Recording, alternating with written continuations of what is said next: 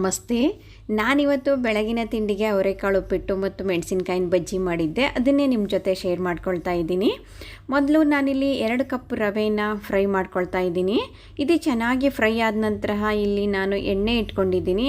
ಇದಕ್ಕೆ ಸಾಸಿವೆ ಜೀರಿಗೆ ಹಾಕಿ ನಾನು ಕಟ್ ಮಾಡಿ ಇಟ್ಕೊಂಡಂತಹ ಹಸಿ ಮೆಣಸಿನಕಾಯಿ, ಈರುಳ್ಳಿ, ಟೊಮೆಟೊ, ಕರಿಬೇವಿನ ಸೊಪ್ಪನ್ನು ಹಾಕಿ ಉಪ್ಪು ಹಾಕಿ ಬೇಯಿಸ್ಕೋಬೇಕು. ಇದೆಲ್ಲ 2 ರಿಂದ 3 ನಿಮಿಷ ಉಪ್ಪು ಹಾಕಿ ಬೇಯೋದ್ರಿಂದ ಚೆನ್ನಾಗಿರುತ್ತೆ ಟೇಸ್ಟು ಉಪ್ಪಲ್ಲಿ ಬೇಯೋದ್ರಿಂದ. ಈ ಬೆಂದಂತಹ ಈರುಳ್ಳಿಗೀಗ ಸ್ವಲ್ಪ ಕಾಯಿ ತುರಿ ಮತ್ತು ಶುಂಠಿ ಬೆಳ್ಳುಳ್ಳಿ ಪೇಸ್ಟನ್ನು ಹಾಕಿ ಮಿಕ್ಸ್ ಮಾಡಬೇಕು. ಎಣ್ಣೆಯಲ್ಲಿ ಈ ಥರ ಕಾಯಿ ತುರಿ ಫ್ರೈ ಆಗೋದ್ರಿಂದ ಅದರ ಉಪ್ಪಿಟ್ಟಿನ ರುಚಿ ಹೆಚ್ಚಾಗುತ್ತೆ. ಇವಾಗ ನಾವು ಹುರಿದಿಟ್ಕೊಂಡಂತಹ ರವೆನ ಹಾಕಬೇಕು. ರವೆನೂ ಕೂಡ 2 ನಿಮಿಷ ಎಣ್ಣೆಯಲ್ಲಿ ಫ್ರೈ ಆಗಬೇಕು. ಇವಾಗ ಇದಕ್ಕೆ ಸ್ವಲ್ಪ ಸಬ್ಬಸ್ಗೆ ಸೊಪ್ಪು ತೊಳೆದು ಕಟ್ ಮಾಡಿ ಇಟ್ಕೊಂಡಿದ್ದೆ, ಇದನ್ನು ಕೂಡ ಫ್ರೈ ಮಾಡ್ಕೊಳ್ತೀನಿ ಮೊದಲು. ನಂತರ ಇಲ್ಲಿ ಬೇಯಿಸಿ ಇಟ್ಕೊಂಡಂತಹ ಅವರೆಕಾಳನ್ನು ಹಾಕ್ತಾಯಿದ್ದೀನಿ. ಸ್ವಲ್ಪ ಉಪ್ಪು ಹಾಕಿ ಬೇಯಿಸಿ ರೆಡಿ ಇಟ್ಕೊಂಡಿದ್ದೆ.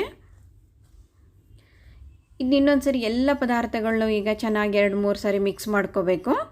ನಂತರ ಇಲ್ಲಿ ಕಾಯಿಸಿ ರೆಡಿ ಇಟ್ಕೊಂಡಂತಹ ನೀರನ್ನು ಸ್ವಲ್ಪನೇ ಹಾಕಿ ಚೆನ್ನಾಗಿ ಮಿಕ್ಸ್ ಮಾಡಬೇಕು. ಈ ರೀತಿ ಮಿಕ್ಸ್ ಮಾಡ್ತಾ ಹೋಗಬೇಕು. ಇದು ನೀರಲ್ಲಿನೇ ಚೆನ್ನಾಗಿ ಬೇಯಬೇಕು.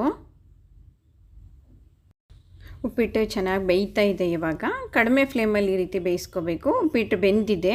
ಈ ಬೆಂದಂಥ ಉಪ್ಪಿಟ್ಟನ್ನು 2 ನಿಮಿಷ ಮುಚ್ಚಿಬಿಟ್ಟಿಡಬೇಕು. ಅವಾಗ ನೀರೆಲ್ಲ ಹಿಡ್ಕೊಂಡು ಚೆನ್ನಾಗಾಗುತ್ತೆ ಉಪ್ಪಿಟ್ಟು.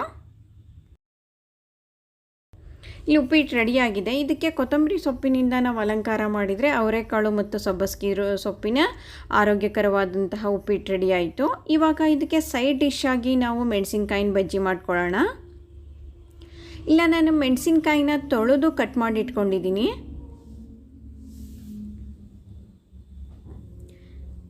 ಇಲ್ಲಿ ಕಡಲೆ ಹಿಟ್ಟಿಗೆ ಬೇಕಾದಷ್ಟು ಉಪ್ಪು, ಖಾರದ ಪುಡಿ ಮತ್ತು ಅಜ್ವಾನ ಹಾಕಿದ್ದೀನಿ. ಸ್ವಲ್ಪ 1 ಚಿಟಿಕೆಯಷ್ಟು ಸೋಡಾನು ಕೂಡ ಹಾಕಬೇಕು, ಅಡುಗೆ ಸೋಡಾನ. ಇದನ್ನೆಲ್ಲವನ್ನು ಮಿಕ್ಸ್ ಮಾಡ್ಕೋಬೇಕು. ನಂತರ ಸ್ವಲ್ಪನೇ ನೀರು ಹಾಕಿ ಚೆನ್ನಾಗಿ 2-3 ಸಾರಿ ಮಿಕ್ಸ್ ಮಾಡಬೇಕು. ನೀರನ್ನು ನೀವು ಬೇಕಾದಷ್ಟು ಪ್ರಮಾಣದಲ್ಲಿ ನೋಡ್ಕೊಂಡು ಹಾಕ್ಕೋಬೇಕು. ಈ ರೀತಿ ಮಿಕ್ಸ್ ಮಾಡಬೇಕು. ಈ ಹಿಟ್ಟು ರೆಡಿಯಾಗಿದೆ. ಇವಾಗ ನಾವು ಈ ಹಿಟ್ಟು ರೆಡಿಯಾಗಿದೆ. ಎಣ್ಣೆ ಕಾಯೋಕ್ಕೆ ಇದು ನೆನೆಯೋಷ್ಟರಲ್ಲಿ ಎಣ್ಣೆನೂ ಕೂಡ ಕಾಯಿಸಿ ಇಟ್ಕೊಳ್ಳೋಣ. ಎಣ್ಣೆ ರೆಡಿ ಮಾಡ್ಕೊಳ್ಳೋಣ. ಈಗ ಹಿಟ್ಟು ನೆನೆಯೋಷ್ಟರಲ್ಲಿ ಇವಾಗ ಎಣ್ಣೆ ಕೂಡ ಕಾದಿದೆ. ಕಾದಿರುವ ಎಣ್ಣೆಗೆ ನಾವು ರೆಡಿ ಇಟ್ಕೊಂಡಂತಹ ಹಿಟ್ಟು ಮತ್ತು ಮೆಣಸಿನ್ಕಾಯಿನ ಅದ್ದಿ ಬಿಟ್ಟರೆ ಮೆಣಸಿನ್ಕಾಯಿ ಬೋಂಡ ಕೂಡ ರೆಡಿ ಆಯಿತು. ಮತ್ತೊಂದು ರುಚಿಯೊಂದಿಗೆ ನಿಮ್ಮನ್ನು ಭೇಟಿಯಾಗ್ತೇನೆ. ನನ್ನ ಚಾನಲನ್ನು ಸಬ್ಸ್ಕ್ರೈಬ್ ಮಾಡಿ, ಶೇರ್ ಮಾಡಿ, ನಿಮ್ಗೆ ಇಷ್ಟವಾದಲ್ಲಿ ಲೈಕ್ ಮಾಡಿ. ನಮಸ್ತೆ.